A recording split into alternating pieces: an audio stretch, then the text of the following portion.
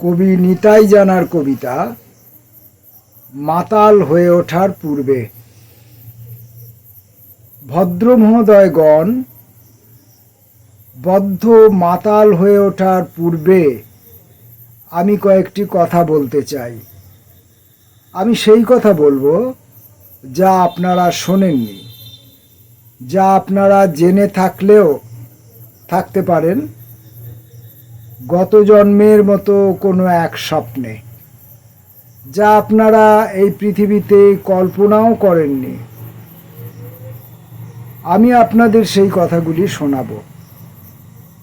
সেই কথা যুধিষ্ঠির পেয়েছিলেন ধর্মের নিকট, তাই তিনি স্থিরমতি।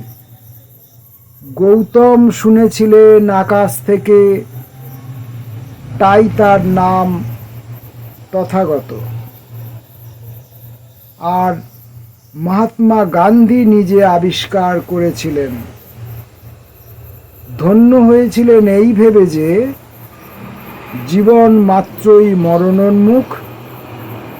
এই বসুধায় কিছুদিন একসঙ্গে কাটিয়ে হারিয়ে যাব অন্য কোথাও। পড়ে রইবে পায়ে চলা পথ, মায়ের হাতে বোনা নকশি কাঁথার মতো ঘাস, গাছপালার ফাঁক ফোঁকর বেয়ে ছড়িয়ে নামা চাঁদের আলো আঁধারি আর মিষ্টি জলের নদী।